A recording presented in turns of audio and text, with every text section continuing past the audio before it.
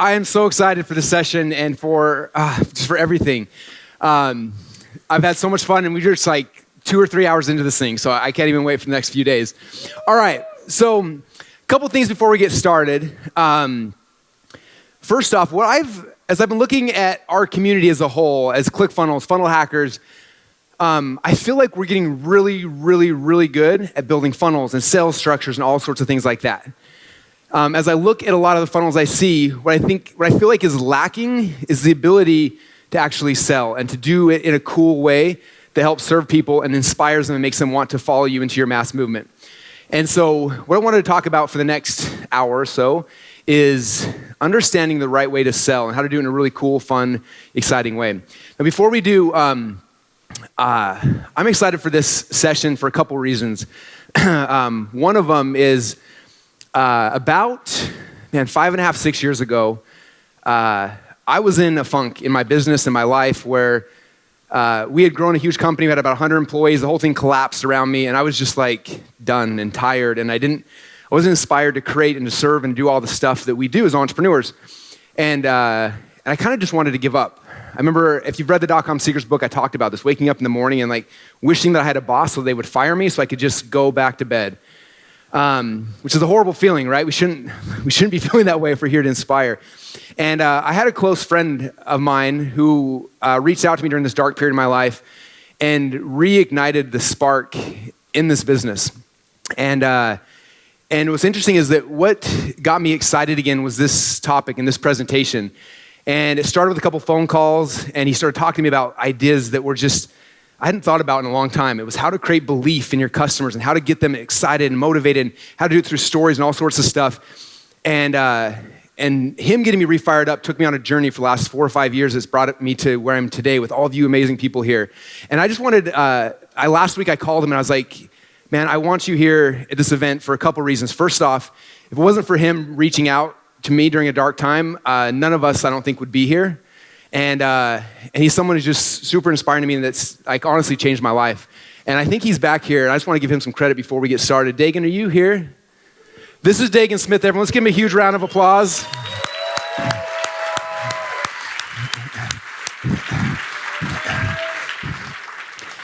One of the coolest people ever, and one of the best marketing minds our industry's ever had. And just so grateful for him. Now, when we started this conversation, he started messaging me, and he was talking initially about movies and books and all these things and about how authors create belief and desire and all these things, and it like started to spark in me. I started geeking out and getting excited, and it took me on this huge journey for 4 or 5 years to what I'm going to present today. And it's stuff that I've talked about in little pieces in different spots. Some of you guys have heard pieces of this on my podcast or different events, things like that. This is the first time I've had a chance to kind of lay it out in one whole thing. And there's so much of the stuff came initially from thoughts and conversations Dagan and I had. And I just want to kind of dedicate this to him. The new Expert Secrets book you guys will see is actually dedicated to him because it was the foundation. Conversation with him is the foundation where this book came from, and just grateful for him and excited. All right, so the topic that we're going to be talking about right now is how to create belief. It's interesting, like I used to think that our job as marketers was to sell people stuff, right? So I learned all these sales skills, I was reading all the sales books and like how to close and all these kind of things. And it got me to a spot, but I couldn't grow beyond that. Like it was stagnant and it wasn't inspiring. It didn't cause like the change in people's lives that I wanted to have, right? Selling is good because you make money, that's nice, right? But what's better is when you're doing it in a way that like causes beliefs to change in people, which causes them to move and causes them to change their lives as well. And that's like the fascinating, like the coolest part about this. So this whole session is about how to create belief. Okay, if you were to water down or take everything that marketing as a whole and like what is the goal and the purpose of it, it's this, is to create belief in the minds and the hearts of your customers. And if you do that, if they honestly believe that what you are saying is true, they're gonna follow you, that's it. So how do we create that belief and how do we do it in a way that it's really cool and fun? So a couple of core things I wanna, kind of conceptual things I wanna talk about first, and then we're gonna dig deeper into story. The first thing is this concept of the one thing. So I was at an event 4 or 5 years ago and listening to a bunch of great marketers. I was sitting in the audience, and Tim Ferriss was on stage. How many of you guys have ever seen Tim Ferriss before, heard him, read his books? Okay, he's awesome, right? And he's on stage, and somebody came up during the Q&A session and asked him, it's like, so Tim Ferriss, what's your day look like? And he kind of laughed. He said, you know what? I get asked that all the time, And people have asked if they come film a day in the life of Tim Ferriss. And he's like, I always tell them no. And do you want to know why? He said, most people wake up in the morning, they got this to-do list of 1,000 things, and they're doing thing after thing after thing after all these kind of things trying to get done, and they're busy and they're moving all the time. He's like, if you look at my life, it's not that way at all. He's like, I wake up in the morning, I drink some coffee or some tea, I sit there and I think, and then I read, then I go on a walk, and I'm thinking, and I'll do that for 3 or 4 or 5 weeks before I ever do anything. He said, when I'm doing those, I'm trying to spend that time thinking about not all the millions of dominoes I gotta knock down. I'm trying to identify what's the one huge domino that if I can knock that thing down, will knock down every other domino that's in the way or make the rest of them irrelevant. And when he said that, I had this like aha in my head. I was like, that's the key. And then a little while later, I was talking to my friend Perry Belcher, one of the owners at a digital marketer. And Perry was saying, he said, the interesting thing I found, he said, we went through all the offers we've created in the last 10 years. He said, anytime we asked somebody to believe more than one thing in our sales message, it was always a bomb. He said, if the message, the core message got them to believe just one thing, those were our winners every single time. And anytime we made it more complex, started getting them to believe 1 or 2 or 3 or 4 things, the message just didn't work.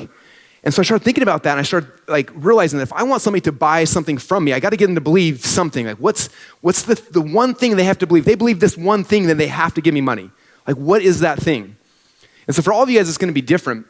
And we did an event for our Inner Circle members, probably 8 or 9 months ago. And I was talking about this, and I was planning on spending about 15 minutes on it. And as we started going deeper and deeper, we ended up spending about 3 hours trying to figure out this thing. And from that 3-hour session, popped out one sentence that was the key. Do you guys want to see the sentence? All right, this is what it is. This is the big domino statement. If I can make them believe that my new opportunity, we talked about this morning, is the key to whatever they desire most, and it's only attainable through my specific vehicle, then all other objections and concerns become irrelevant, and they have to give me money. That's what we have to create for anything you're selling. If you can create that, that's the key. Now, this seems really, really easy until you start doing it, and it's not. It takes a while. So I'm gonna show you guys a couple examples. So for my business, this is what my domino statement would look like. If I can get them to believe that funnels, this is my vehicle, is the key to their online business success and is only attainable through ClickFunnels, if they honestly believe that for me to be successful, I have to have a funnel, and the only way to have a funnel is ClickFunnels, if you honestly believe that, you have to give me money. There's no other, if you don't give me money, you're lying to yourself. Like that's the argument I want to have. Like if I can create something so true that if they believe that, they have to give me money or else they're lying to themselves. That's the key. Okay? If they do that, then all other objections and concerns become irrelevant and they have to give me money. Okay? So if you guys want to start thinking through your business, like can you create that statement for what it is you're selling? Okay, now as we started doing this in the Inner Circle, I started getting a bunch of them back from people, and they got the gist. They're like, cool, I got it, here it is. What's the next thing? And everyone's came in kind of like this. If I can get them to believe that cutting calories and exercising is the key to losing weight, and it's only attainable through my new weight loss course, then all other objections and concerns become irrelevant, and they have to give me money. Now, is that a true statement? No, it's not true. Okay, if I convince someone you have to cut calories and exercise to lose weight, do you have to give me money? No, you can give anybody money. Everyone teaches this. There's a billion other people. You haven't done anything, right? All you've done is make them believe that, like, yeah, this thing as a whole is true, but not what you have is the only path to success. I have to get them to believe that this is the only path to success. And if I get them to believe that, then they're part of it. Then they're going to join, right? So this statement is not true for a bunch of reasons. Number one, it's not true because you are not in the prolific zone. Everyone's teaching how to cut calories. I'm right here in the middle. Not prolific. I can go to school and learn that. I can go on Google and learn that. I can go to YouTube. Like it's everything. It's free. Everyone's got that, right? So it's not prolific. Number two, this is not a new opportunity. Okay, I'm not presenting any kind of new opportunity. Number three, this is not in a blue ocean. Okay, so if you create a statement as you start doing this, I wish we had an hour we could just spend just workshopping and just doing this. But if what you have doesn't fit, if it's not a true statement, then these are the reasons why. So if I was in the weight loss space, I'm gonna transform this a little bit. So this is how I would do something. And I'm gonna tell a story about this a little while later. But there's a network marketing company called Prove It, and I helped them build out some of their initial messaging and sales funnels. And we got some improvers here in the audience. And so for that group, when we were kind of working through like how I was going to write the sales pitch and the messaging for them, this is what I came up with. Okay. If I can make them believe that getting their body into a state of ketosis, that's the vehicle, is the key to losing weight, and it's only attainable through drinking prove its ketones, then all other objections and concerns become irrelevant and they have to give me money. Do you see how much stronger that is? If I can convince you that you have to be in ketosis to lose weight, that's the only vehicle that's gonna work for you. And the only way to do that is by drinking this magic drink. That's it. You have to give me money or else you're lying to yourself. Or you're not really desiring the end result. Okay? So that is the key. So I want all you guys to think for a second for yourself, what would this sentence be for you? What would the big domino statement be for you? Like, this is what you have to create before we can get into believe something, because this is what we have to get into believe.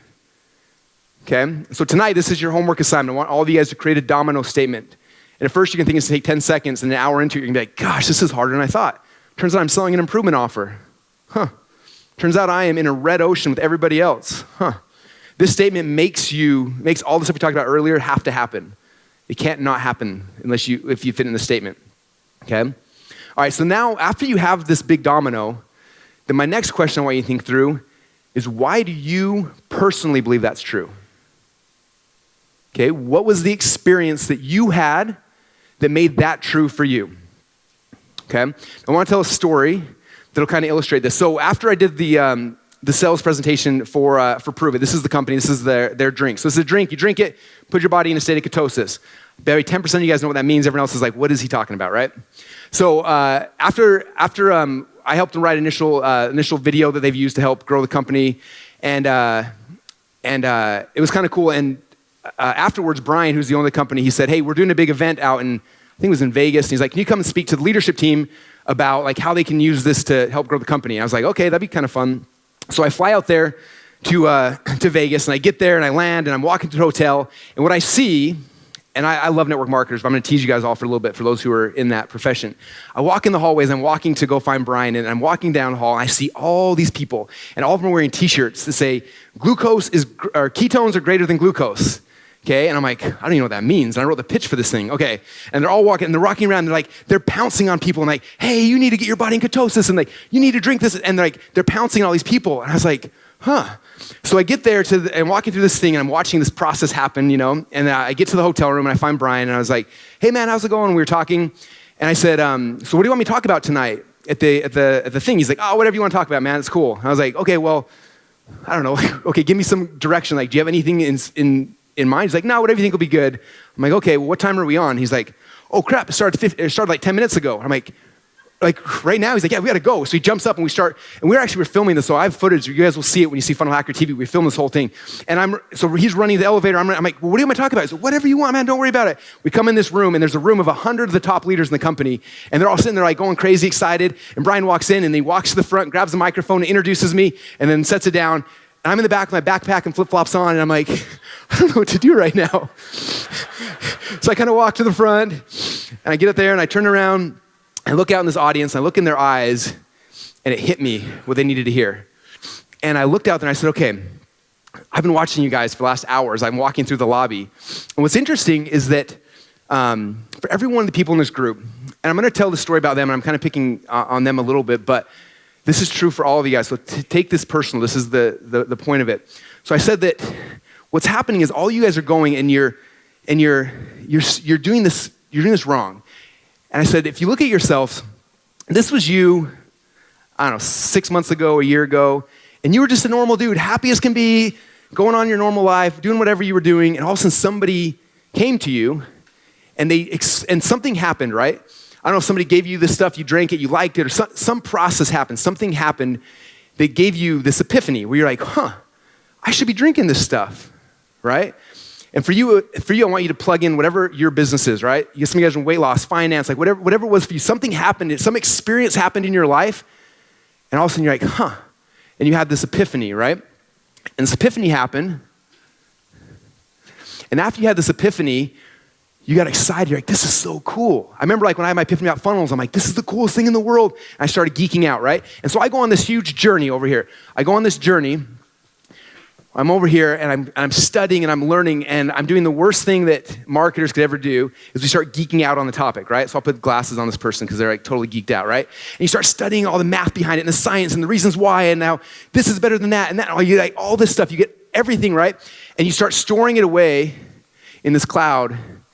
And I have a friend, her name's Kim Claver. She wrote a book called If Your Product's So Great, How Come Nobody Will Ever Buy It?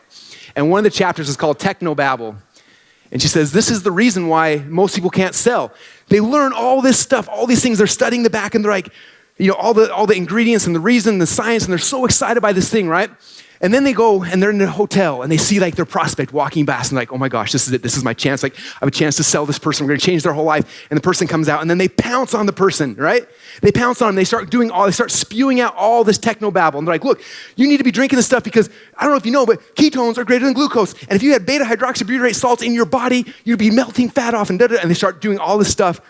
And the poor prospect is like getting this technobabble just shot at him. And they're like, go, like, I don't know what to do, right? And then they run away. And they're like, oh, nobody will buy my stuff, right? Okay, now this is how most of us are selling. Okay, most of you guys, this is the problem, is that you're getting stuck in the technobabble. Okay, now the technobabble is not what got you to buy. It's not what's gonna get them to buy. You were back here and something happened. You had an emotional experience. They got you excited. Then you went on a journey over here and then logically, can you guys see this over here? Oh, we got the camera, good. And then logically, you convince yourself this is the coolest thing in the world. But then you meet this prospect and you try to jam logic down their throat to sell them, and that's not how you sell anybody anything, okay? The way you sell stuff is to stop and forget who you are right now, and you've got to come backwards on this journey and come back here and remember, what was it that gave you this epiphany?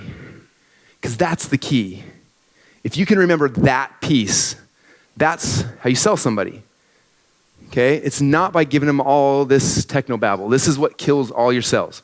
It's the epiphany, the story that you tell to get somebody to believe, okay? So I want you to think back for your product. What was it? Why did you believe that domino statement? What was the experience you had? You didn't wake up one day and you wanted to be teaching fitness or finance or gardening or whatever your thing is. You just wake up one day, I want to do this. Like something happened, and we have to remember that experience. So when I wrote the pitch for this company, I'm not a health guru, as you can probably tell, but I like it, right? And Brian had actually written a script for this company ahead of time, and he sent it to me. He was like, hey man, here's a script. Can you look at it and give me your feedback? And I was like reading it, I was like, I'm like, it's not very good. He had all this technobabble. He was dropping all these like fancy words. And Brian's been a friend for a long time, so I'm sitting in bed reading his script, trying to edit it for him. I'm like, this is not even any good. So I just highlighted the whole thing and deleted it. I was like, I'm just gonna write this thing from scratch. And so as I sat there, I'm like, okay, well, I've heard of this thing called ketosis. Like, what was it? Like, what gave me the epiphany that this was a cool thing to do? And I started thinking back, and I remembered about a year and a half earlier, I was at a seminar, and that night I went to a dinner with one of my friends. His name's Aaron Lilly. And we go out to eat, and I'm ordering like all sorts of good food. And Aaron ordered chicken with a side of butter. And I was like, dude, what are you doing? And he's like, oh, it's really good. You dip your chicken in butter, and then you eat it. And I was like, aren't you going to die? Like, isn't that really bad for you? I don't know. My mom always didn't let me have butter. I don't know. And he was like, no, this is really, really good. And I was like, well, explain to me. It doesn't make sense to me. He said, okay. He's like, my body, and he's like ripped and looked awesome. And I was like, I'd like to look like you. Maybe I should just get some butter. And he started explaining ketosis. He said, if you think about carbs are like kindlings. If you take a bunch of kindling, you throw it on a fire, what happens? I was like, flames go up and then they go back down. He's like, yeah, so you get energy for like 20 seconds and then you're shot, right? He's like, that's happens when you eat Cheerios for breakfast. You're like, and then it's gone, right? Same with Frosted Flakes. Like you're trying to be Tony the Tiger and then 10 seconds later it's gone, right? And he's like, no, if you look at protein's like a log. You throw that on fire and it burns a little bit longer, but eventually it's still gonna burn out. And he's like, if you get your body's burning fat, it's like putting coal on the fire, and the coal is like, it'll if you catch that on fire, it'll stay warm all the time. He's like, I've trained my body to burn fats, and so because of that, like I can eat this stuff all day long, and I never gain weight, and I feel awesome, and it was amazing. And so he told me that, and I remember that, like that was what gave me the epiphany. So when I sat down that night at 2 a.m. to write the script for Prove It, all I did is I told the story. If anybody who's ever seen that video, they call inside the company the campfire video, and I have a little cartoon video of me talking about how the difference, how you have a campfire. And it's like throwing carbs, like throwing kindling on the fire, and protein and coal. And I just told that story in a video. They took that video, they went out, and within the first 6 months of using that video, everyone in the company puts on their phones and they show people and then they sign them up. Like, that's all they do. The first 6 months, the company did $20 million in sales, and I think this year they're on track to like $250 million or more from that one Epiphany Bridge story. Okay? Is that cool? and a whole bunch of amazing people who are out spreading the message. But that was the key. It's remembering, if I come back and spew all the technobabble, nobody's gonna buy your thing. And this is where most of you guys are selling from. So the key is to stop and step back and remember, what was the epiphany that you had, okay? And so that's the kind of next slide here is, what was the origin story? Like, what was the thing that made you believe that thing, okay? All right, now to kind of go a little bit deeper with this, the next problem that most of you guys are gonna have is you're gonna start telling that story, but then the problem is you're still gonna slip back into this, technobabble, right? For some reason, we love these words, they feel so smart, our status goes up every time we say them, and we're like, oh, well, I know these big words.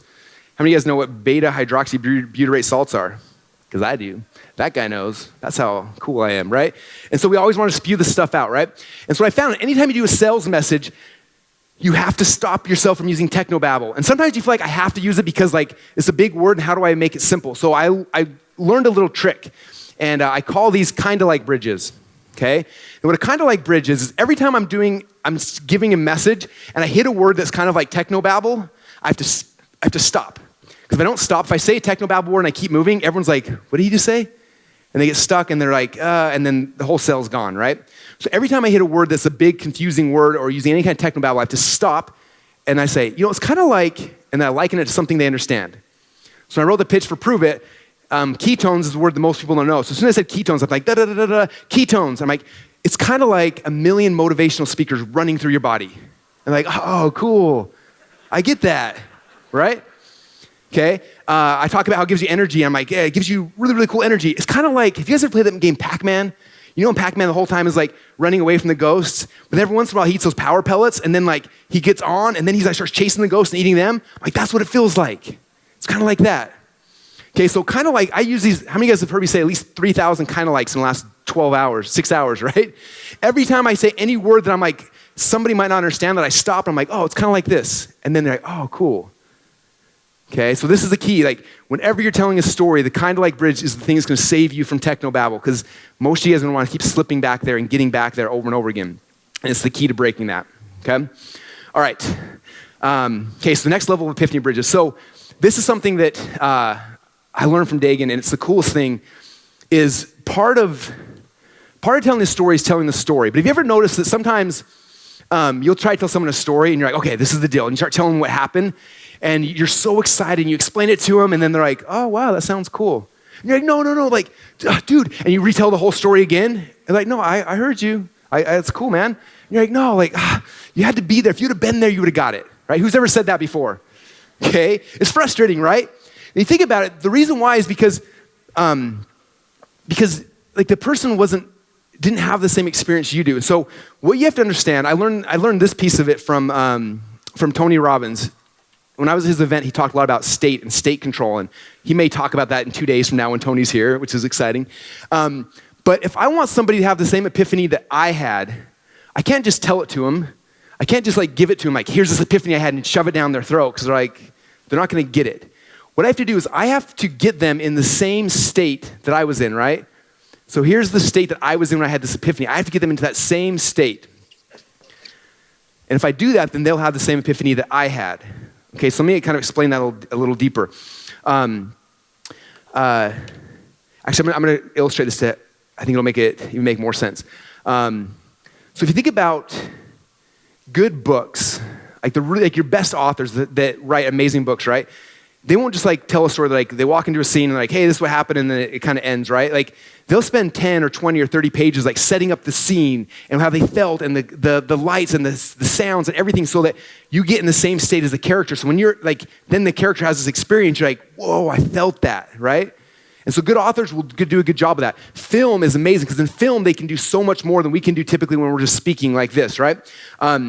And this is a film, about the time that I was going through this deep, dark spot in my life, and Dagan and I were talking about this, and he kept saying, he's like, the key to stories, you have to get them to feel. And I remember he said, he's like, have you ever seen the movie, the new X-Men movie that's out at the time? And he's like, it's the one where they were all little kids. I was like, yeah. He's like, do you remember that scene? And he said, there was a scene where Magneto, he has only Magneto who becomes the bad guy in the future movies. He's a little kid, and they're taking him and his family into this Nazi concentration camp. And as they're pulling him in, they see the fences, the metal fences kind of move. And the Nazis are like, okay, there's something wrong with this kid. And so they bring him into a private room, right? And in that room, they're trying to get him, they want to see what his powers are and so they can understand him so they can use them, right? And so in this scene, they have him and they're trying to get him to move a coin on a desk and trying to get him to move.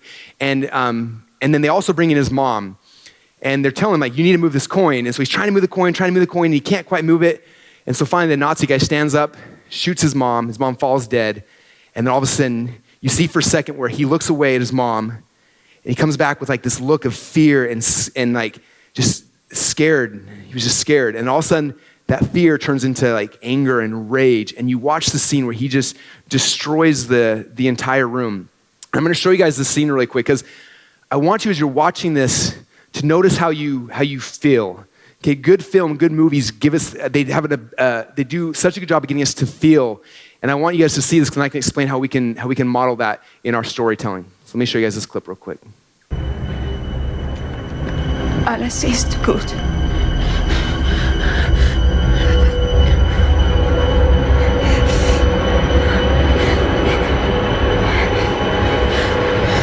Alles ist gut. Alles ist gut. 3.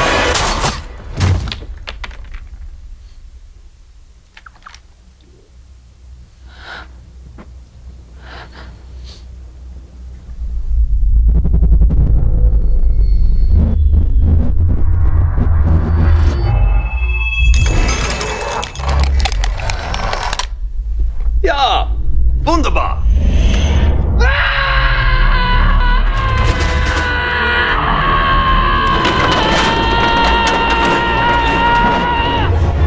Rottersot.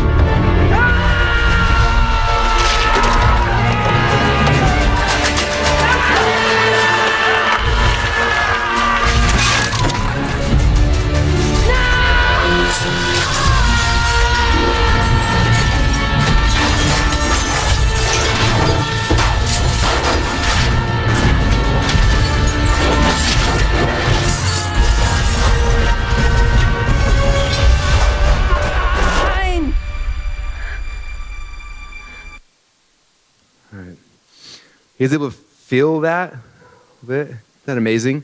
Now, if Magneto was like a lot of us telling stories, 20 years later, he'd be like, yeah, so when I was a kid, I was in a Nazi concentration camp, and they wanted me to move a coin, and I couldn't, so they shot my mom, and that sucked.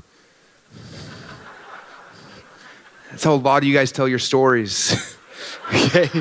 I've heard it. And I get, Russell, why is my funnel converting? Serious? Like, I don't know. If we want them to have the same epiphany we had, we have to get them into the same state that we were in when we had that epiphany. We do that by getting people to feel what we felt. So when I'm telling a story, instead of just saying, hey, when I got started in this business, I wanted to make some money, and so I started making these potato gun things, and I made funnels, and I made a bunch of money. It was really, really cool. Nobody feels that. Nobody's going to experience what you experience. I'm going to come back and remember the pain, and remember how I felt, and then I explain it.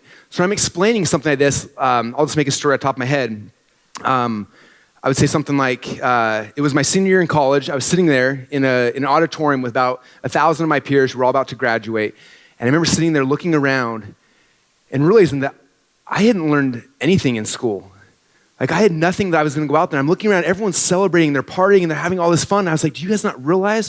And I remember feeling this like pit in my stomach, and it almost felt like a heart attack, but it was deeper. It was like down here, and I felt like the stabbing that kept, and I was like, how in the world are we supposed to go and like actually go out there in the real world? And like, I have no skills that are actually marketable. And I remember feeling this weight on my back, because I had just gotten married earlier that year.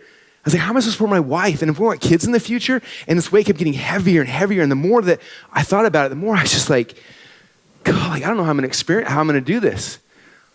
How many of you guys, as I was explaining that story, felt pressure on your shoulders, felt pain, you felt some of those things, right? And that's actually a true story. It was really painful. Thank heavens for funnels. But if you tell a story that way and you explain how you felt and the intro, all the stuff that's happening, the dialogue in your head, and you get, just like an author when they're writing a book, and you get people in that state, when you come and you tell this story, you're not telling them about, here's the epiphany I had. You tell them that story and then they have the epiphany. Okay, last year at this event, Before Marcus Lemonis spoke, we had a 30-minute window where I had a chance to meet him. We wrote that in the contract, okay? So I'm kind of my trick to hang out with cool people. I pay him a bunch of money, you get a 30-minute contract before they speak on stage, right? So we're sitting there in this meeting, we're talking and stuff, and he's like, and he kind of walked by the window, he came to say, so what do you guys do again? We're like, oh, we have this thing called ClickFunnels, and it builds websites. He's like, why is everyone in the room so excited then? And I'm like, what do you mean? He's like, you have a website build that people are jumping and screaming, like everyone's like, I don't understand what you guys are doing. And I'm like, okay. And so all of a sudden I instantly slipped into technobabble. I tried to explain a sales funnel and the upsells and all this stuff. And he was like, I don't get it. Why are they so excited? And I stopped and I was like, okay, well, and I tried to really quickly remember like, well, why am I so excited by this? Why is everyone in the room excited? And so I kind of explained a story about how funnels, what they are and how they work. And he's listening, he said, okay. He's like, well, how would this work for Camping World? So I'm like, well, I'd probably do this. He's like, well, how would this work for Sweet Pete's? How would this work? And he asked me 3 or 4 companies. And he stopped and he's like, every company needs a funnel. I was like, yeah. Yes, they do. But I didn't tell him, hey, Marcus, every company needs a funnel. He was like, okay, whatever. And he had the epiphany. He said, every company needs a funnel. Do you want to be on my show? Yes, I do. And 6 months later, we're on the show. But it's because I didn't force this epiphany on his thing. I explained it through story, and he had the epiphany. If you guys learn nothing else from this weekend, this is probably the most valuable thing I can give you. When you understand this is how you sell. It's not about sweet headlines and like copywriting tricks and secrets, all sorts of stuff. It's just remembering what got you to believe what you do. There's a reason why you're so passionate about what you do. There's a reason why you flew around the world to be here, to hang out with all of us talking about funnels and all these things, because there's something that you experienced, and you have to remember what that was, and that's the story you got to tell. Okay, it's not my story, it's your story. And if you remember what that was and why you cared about it, and you get really good at sharing that, that's what gets people to come over here. That's what gets people to follow your mass movement. That's what gets people to believe in you, because you believe in it. Okay, do any of you guys have any doubt that I believe my message 100%? Okay? I tell the story over and over and over again because I know that if you guys believe that I believe, you're going to come. But it's all part of this, okay? All right, so that's the Epiphany Bridge right here. Now, after we kind of started figuring these things out and really understanding, like simplifying the kind of like bridges and how to get people in state, the next question is like, well, is there structure? Like, how can I replicate this over and over again? So some stories aren't amazing and some stories are big failures. Like, how do I replicate this? And about 5 years ago, same time Dagan and I started hanging out talking again, we would decide to do this workshop. And at the time, he had gotten me onto this course by 2 guys, Michael Haig and Chris Vogler. It was called The Hero's 2 Journeys. And he's like, dude, you gotta listen to this. I was listening to it, he was, and we were going back and forth, and like, this stuff is amazing. And these guys are Hollywood screenwriters and are consultants. And so they go in this course, they're talking about how, like, if you look at every Hollywood movie from the beginning of time till now, almost every successful movie follows the exact same pattern. He said, you can look at like the screenplay of Titanic and the screenplay from any other movie you can think of, like Star Wars, right? And if you flip through them, you'll see that like on the same page in both of them is when this happens to the hero. On the same page is what this happens, and like the whole thing is the same storylines. And so Dagan and I asked if we can get Michael Hay to come speak, and he came and he spoke for like 6 hours at our event all about story and the hero's 2 journeys, and it was like the coolest thing in the world. But I had no idea like how to get it to work for like what I do, because it was really so big and complex. And I spent the next 4.5, 5 years trying to figure this out. And I feel like in the last 6 to 8 months or so, like I've really kind of figured it out. And so I want to do right now for the next, I got about 25 minutes left. I want to go through the hero's 2 journeys. First off, so you understand the framework of how good stories are told. And then from there, I'm going to show you guys not a compressed version, but a simple way to tell the hero's 2 journeys for your Epiphany Bridge. And when you understand the hierarchy of how the hero's 2 journey works, along with what I'm going to give you guys at the end of this, it's going to make your storytelling process so simple and so easy. All right, so this right here, after listening to Michael Haig and going through his books and his courses, for me, I'm very visual. I sketched it out. I'm like, okay, this is it. And it took me a long time to figure this whole thing. I sketched it out, and that is the map of the hero's 2 journeys. If you go through all his stuff, it all boils down to that picture right there. Like, that's everything you need to understand. So I'm going to kind of walk you guys piece by piece so you understand it. Okay, now one thing Michael said, he said that all stories are simple at their core. Okay, he said you can make it more complex and they can go from, a 30-second story to like a 4 or 5 hour movie, but at its essence, they're very simple. He said that every story's got a couple things. First off, there are 3 core things to every story. There's a character. That character has some desire, something that they want, and then on the path, on the journey of them to get that thing, they run into some kind of conflict, okay? And what's interesting is that most of us, a big mistake we make in our stories is we talk about the desire we have when we're trying to create emotion in our audience by like, oh, I got this new car, and we're trying to create desire there. But emotion is not created by the desire. Emotion is created by the conflict that's on the path to desire. Okay, it's the conflict that makes it interesting. Okay, so again, every hero's got a character, desire, and conflict. And Michael Haig, when he teaches about this, he said the most simple form is you look like Red Riding Hood. Okay, Little Red Riding Hood is a character. She had a desire. She wanted to take cookies to her grandma. And the conflict is that on the path to give her grandma cookies, she ran into a big bad wolf. That's the story. That's it. Those are the three core things of a story. Okay? Now, as we dig deeper into this, the next step is we have to care about the character. Okay? The character, the hero, whatever you want to call it, we have to care about them. Have you guys ever watched a movie before where the whole movie happens and the character dies and you're like, well, I didn't really like him that much anyway. You guys ever had that before? Come on, a couple of you guys have. If movies don't do a good job of the character development initially, then it destroys the whole movie because nobody cares about the character at the end. So usually the first 10% of every single movie, the goal is to build a relationship with the hero. Okay, now, what Michael Haig said, there's 5 ways that in Hollywood they try to build the relationships with the character. And a good character usually has 2 of these 5 things. So first thing, the character needs to be, again, 2 of these 5 things. So they can be a victim, okay, they could be in jeopardy, they need to be really, really likable, they can be funny, or they can be powerful. So think about any of the movies that you guys love, the characters in those movies, at least 2 of those 5 things are there. Okay, and the first 10% of the movie is all about helping you to feel those things so that when the character embarks on their journey, you actually care. Okay? Now, the other side is that each of these characters have a desire of what they want. Okay? Now, the desires are usually one of 4 things. When they want to win something, they're going on this journey because they want to win a prize. Okay? Or they're going on this journey because they need to retrieve something and bring it back. Or they are going on a journey to escape something bad. Or they're going somewhere to stop something. Okay, these are the 4 desires that are typically in most every movie. One of those 4 things. Okay, so if you look at this, if you look at the path, right, the first 10% of every movie is building the relationship with the character, and about the 10% mark in every single movie is where the character actually leaves on a journey. If you watch every movie, they start in a spot, but they're physically leaving where they're at and going on a journey. Okay, Frodo had to leave the Shire to go take the ring to Mordor, right? Think about every movie, they physically leave where they're at and they're going on this journey. Okay, now typically there's a journey, we call it the journey of achievement. It's the top arc here in the picture. The journey of achievement. This is the journey that the character's aware of. Like, I'm going over here to go get that thing or go do that thing. Okay, the journey of achievement. And this is the journey that all of the listeners and the viewers of the show are very, very aware of. Is like, this is where we're going. That's the process. This is what we're trying to achieve, right? The journey of achievement. Okay, now the second journey is this one underneath. This is, again, he calls it the hero's 2 journeys. The second journey is the journey of transformation. Now what's interesting is usually during the first 10%, when you have the backstory with the character, you're learning about the character and you're learning about their identity, who they believe they are when they're leaving on this journey, right? The things that are important to them, things that hold true. So they go on this journey and they're trying to accomplish something, but in the process, if the story's right, they're not just going to accomplish something, they're going to transform as a person. Okay, and if you look at the transformation, what happens is they're going from their old belief system to a new belief.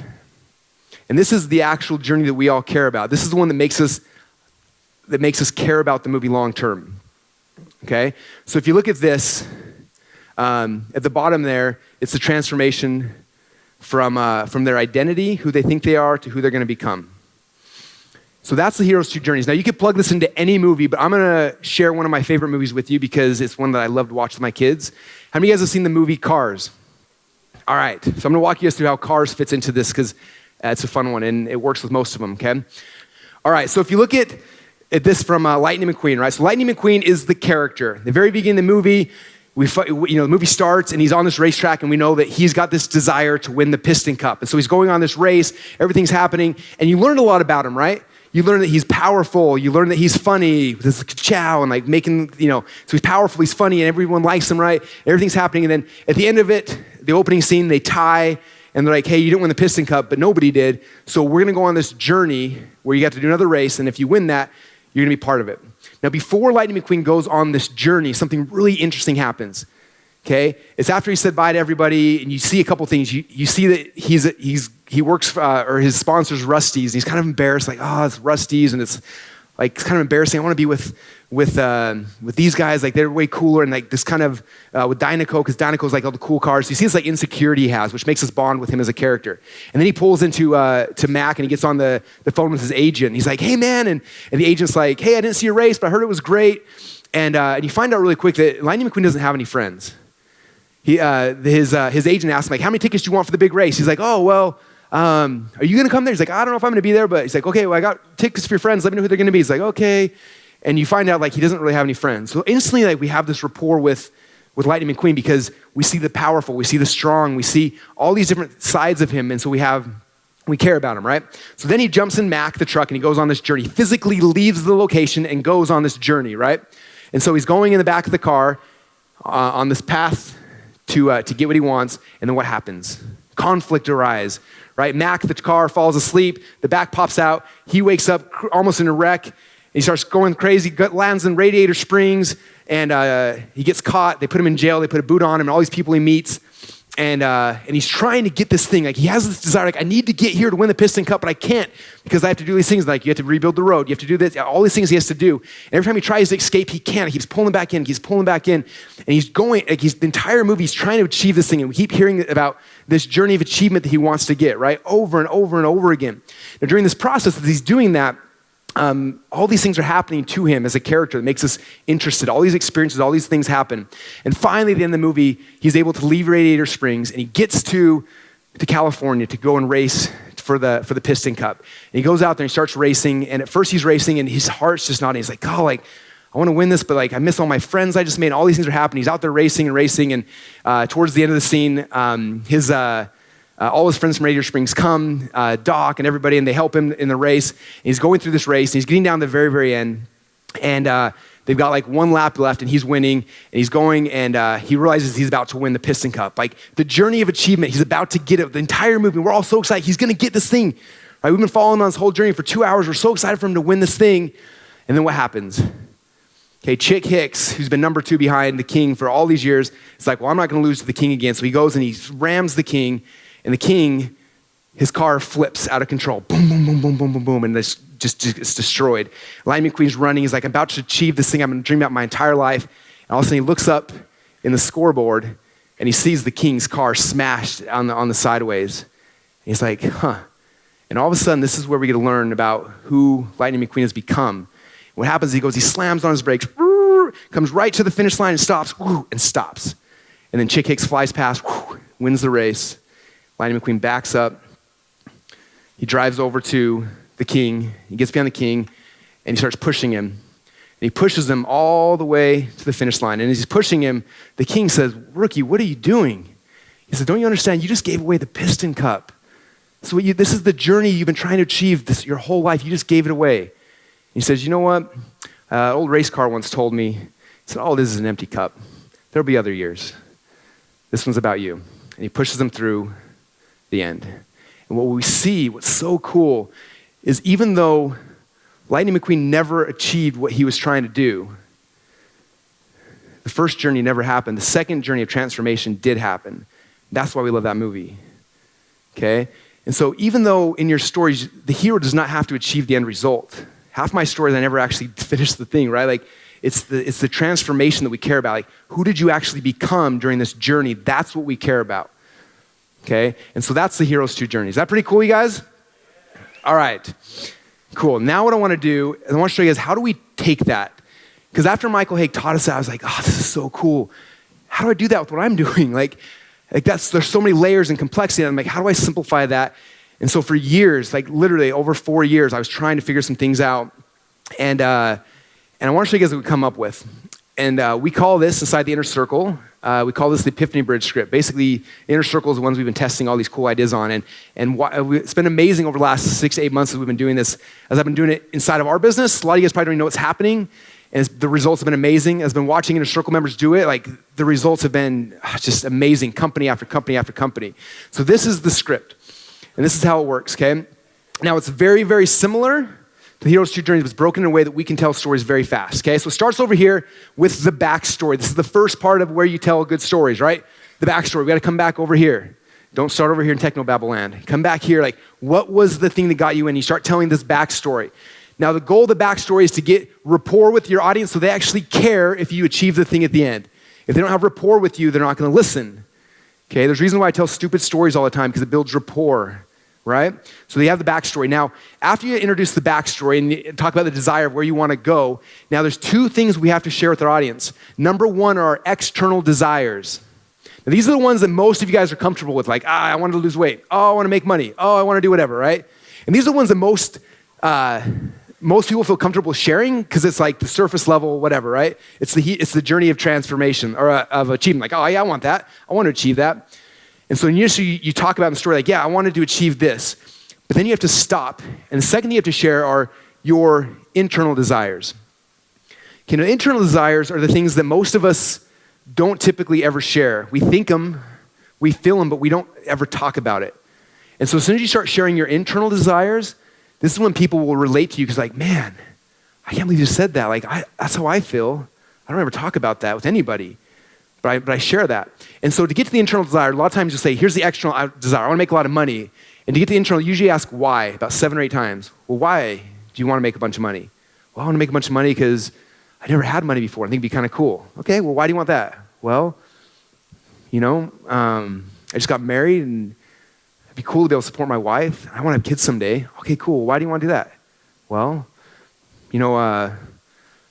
my parents growing up were good supporters and I want to be like them. Well, why is that? Why? And you keep getting deeper and deeper and deeper. And eventually you'll get to the real internal desires, which typically are related to you want to feel loved. You want to feel acceptance. You want to change the world. You want whatever those things are that are internal to you. And so you share that like, I wanted to make money, all these things, but I really wanted, man, I just wanted to help people. Man, I just wanted to get the respect of my wife or my kids or my dad or whatever that thing is. And when you share your internal desires, that's when people bond because that's the same reason why your audience wants to go there as well, but they won't share it. They won't admit it. When you're willing to, you become vulnerable like that, that's when people will relate to you. Okay, so we talk about that. Then the next step here is the wall. You hit this wall on this journey. Now the wall, interestingly enough, if you look at this, the wall is the current opportunity that they're in. Okay, before you went on this journey, you were in an opportunity as well, right? So think about that. Like, what is the current opportunity that your audience is stuck in? What's the vehicle that they're stuck in? Because that's the wall.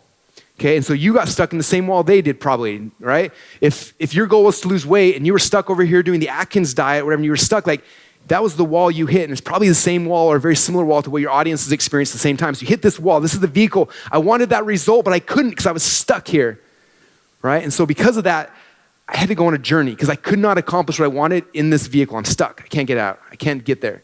So you have to leave on a physical journey, leave the opportunity you're currently using to try to get that result because it's not working, and all of a sudden you start on this journey. And you start on this journey, and during this journey is where this happens. You have this epiphany. Boom. And that epiphany leads you to this new opportunity. I found that vehicle wasn't for me. Like that wasn't the thing. I tried that. You've all tried it. It just didn't work for me or for you. But I tried this, and this is what happened. Okay? And so because of that, this is the new opportunity. I was so excited, but like I was scared. Like I don't know if it's going to work or not work. And you start freaking out. And so, okay, well, based on this new opportunity, I think it's the way. What's the plan you created? Okay, I have a plan. I'm going to do this, and I'm going to walk, and this is what I'm going to do. This is how I'm going to get to that end result. And you create this plan. So the plan is taking you on this journey now. And if the plan ends like, I had an idea, I was going to make a bunch of money, and I did. Like, there's no emotion in that. The emotion is in the conflict.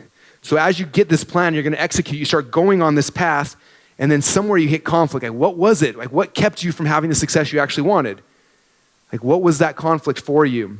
You talk about the conflict, and then after you get through that conflict, then you have two things. One is the journey of achievement. You achieved that thing. Can we pull that image back up on the slides? So number one, can we get the image back up here on the slides? Okay, number one, you experienced achievement. You achieved that thing. Maybe you didn't achieve it, like Lightning McQueen didn't achieve it, but you talk about the achievement you got, but then more importantly, you talk about the transformation, the fulfillment you got. And that's where people connect with you because that's what they want as well. They don't really care about the achievement. They care about the transformation. And when they see the transformation you had, that's what gets them to believe. That's what knocks the domino down. That's when like, wow, that's the path. He's been there. He understands where I've gone. And that's what gets them to want to follow you. Okay, now I broke this down into some questions that are inside your book, so you can read through these, it'll make it easier. But it's basically, there's 8 questions. The backstory, your desires, the wall, the epiphany, the plan, the conflict, achievement, and transformation. Okay, so the first thing is the backstory. So I had these questions because when I'm trying to tell these stories, a lot of times I'll go off on tangents and 5 minutes later I find I'm clear over here and I missed the whole story, right? So I have one of these on my desk I look at so I can remember I stay within the boundaries of good story structure. So I'll say, so if you look at this as the backstory, what is your backstory that gives us a vested interest in your journey? So you ask that question and then you tell the people your backstory about why they should care about you. Okay, number 2, what were the desires? What is it you were trying to accomplish? And then what were the external struggles you were afraid of? And then what was the internal? What was the real reasons? Okay? Then what was the wall? Boom, what was the wall? The problem that you hit within your current opportunity that would not allow you to get that thing you wanted? Okay?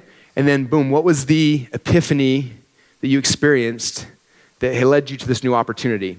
After you have the epiphany, what was the plan you created to go and get that thing? So you create the plan, all right, this is where I'm going, you create the plan, you start going on this thing, and then as you're going forward, that thing, what's the conflict that you hit, that you get stuck in?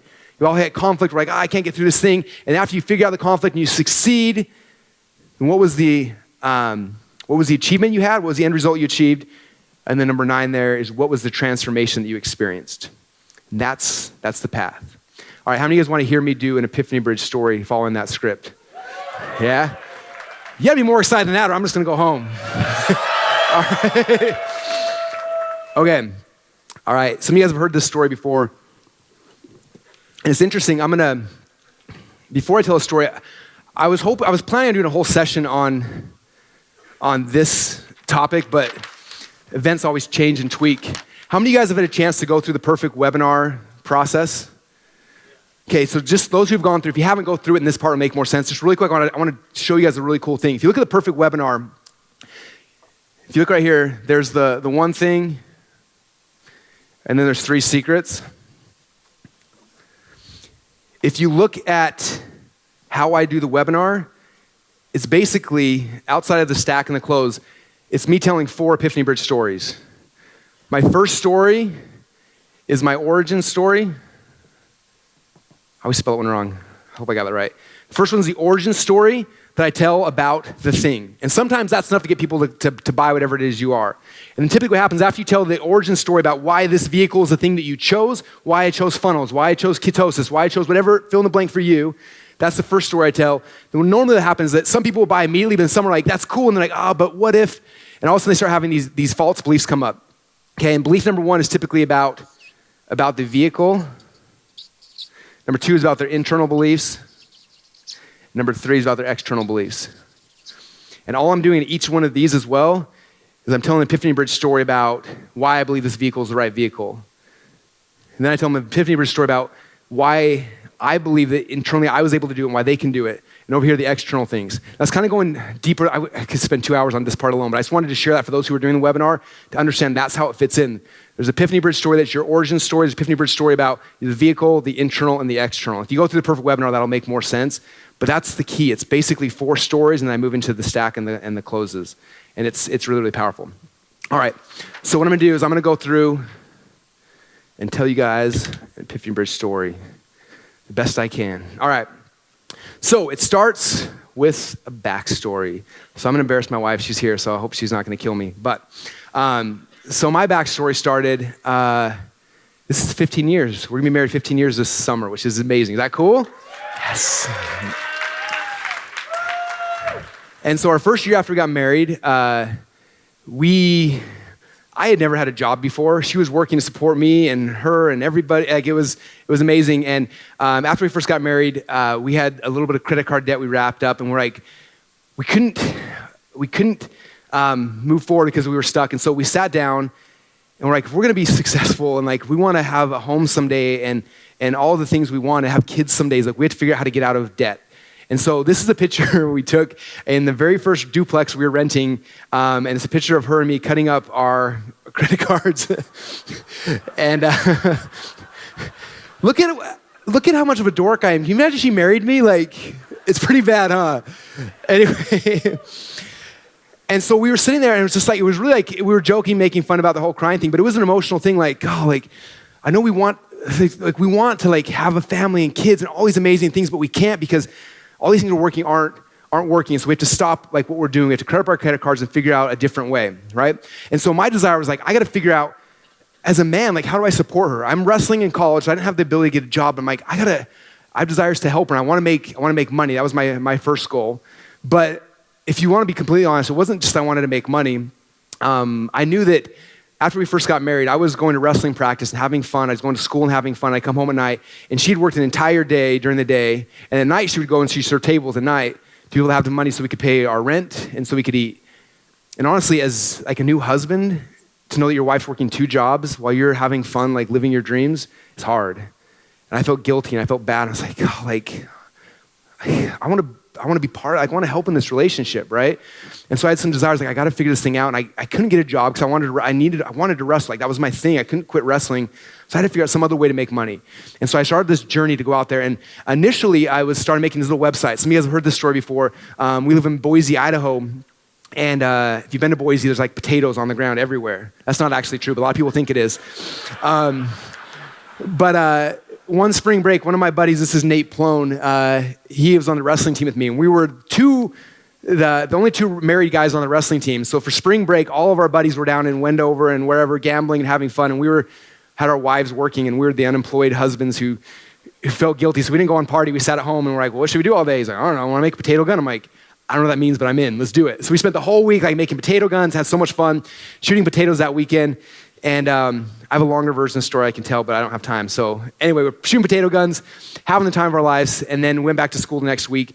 And then I remember after that, I'd been learning about internet marketing at the time, and I talked to Nate. I was like, hey, I think I want to try to sell something online, and I want to sell potato gun plans. And I did some research, and I looked at the time, there were 18,000 searches a month for the keyword potato gun plans, and nobody was selling that. So I'm like, cool, I can sell potato gun plans. I'm gonna be the potato gun plan guy. So I talked to Nate, I convinced him to go and film a DVD with me. So we went out and we filmed the DVD. Last year at Funnel Hacking Live, I gave everybody, how many of you guys watched the DVD after you went home? Like 2 of you guys. It was so cool. I was such a nerd. Anyway, so we built this thing, and it was awesome. We were having some fun with it, and we started selling it, and then we hit this wall. Okay, something really, really bad happened. Google slapped me. Whoopsh. I was selling it on Google. I think at the time we were spending about $10 to $15 a day, and we're making 1 or 2 sales a day. So we're making 30 to 50 bucks a day. And it was like the greatest thing in the world. And all of a sudden Google slapped me. And it was like, it was done. I couldn't make any money anymore. And I was stuck. I was stuck in this vehicle. I'm like, well, I guess that was the dot-com bust. I missed the bubble, right? And I'm like, I gotta start paying attention in school again. Dang it. I was so mad, right? And then, I had this epiphany. In fact, it wasn't an epiphany. One of my friends called me. He was like, Russell, and at the time he had a similar business to mine. He had a bunch of these little websites, and he was selling them. He said, look, all my websites stopped working because Google changed the algorithm and prices went up. He's like, but I started doing this thing. I started adding upsells to my pages. He said that what I found is about 20, 30% of people who bought the first product started buying the upsell, and completely changed my business. I'm back on Google. We're making money again. I was like, are you serious? So I went back to my old potato gun DVD. I found a guy in northern Idaho who actually made potato guns and did a deal with him where he drop shipped potato guns to people who bought my plans. We set up an upsell, had my very first upsell in place, and we started making money. And I was like, I'm back, like we're back in business. And I was so excited that my little potato gun business, I was spending $20 or $30 a day, and I was making like $100 a day. And I was like, I'm the richest kid on campus right now. This is amazing, right? It was so cool. And so because of that, I devised this plan. I was like, okay, I did it in potato gun markets, like where else can we do it? And so my slightly evil plan was to do this 1,000,000 times. And so we did it in the weight loss market. We did it in the speed reading market. We did it in baby sign language. We did it in apps. We did it with couponing, which by the way is one of the hardest markets ever. Don't sell things to people who are couponers. They naturally do not want to buy things. We did a couponing seminar, and we handed out $1 certificates for ranch dressing, and there were 2 75-year-old women in the front seat fighting over coupons. I was like, they're not gonna give us any money. They're fighting over dollar coupons. Anyway, horrible market, but we actually figured out a way to make those guys buy, which was insanely cool. We tried it in network marketing, tried it all sorts of places, and it was amazing. We were launching funnel after funnel after funnel after funnel. In fact, we launched 12 new companies in 1 year. I thought it was so smart, but it was horrible. And so that's when I hit this conflict. I realized, look, for me to keep launching these little funnels, like I have to have a designer, a programmer, a copywriter, and then be taking like 8 to 10 people. Like that was the problem. For me to get one little funnel live, I'd have an entire staff of people. It was costing me anywhere from $20,000 to $50,000 a month as it kept growing, and it got harder and harder and harder, and we couldn't do it anymore. And lucky at that time, I had this friend named Todd Dickerson, and he flew to Boise, and we were hanging out one day in front of a whiteboard, and he said, what if we create something so that I could quit making you a new funnel every single week?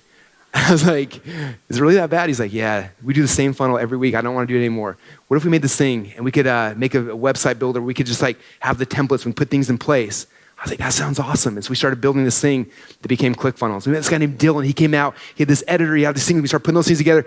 And soon we had this amazing program where I could actually build funnels by myself. I didn't need a tech team of 50 or 100 people. And the coolest thing in the world happened. I was able to achieve my dreams. I was able to make a business, make money. My wife was able to not have to work. We had a bunch of kids. But the coolest thing for me, see that picture of my kids?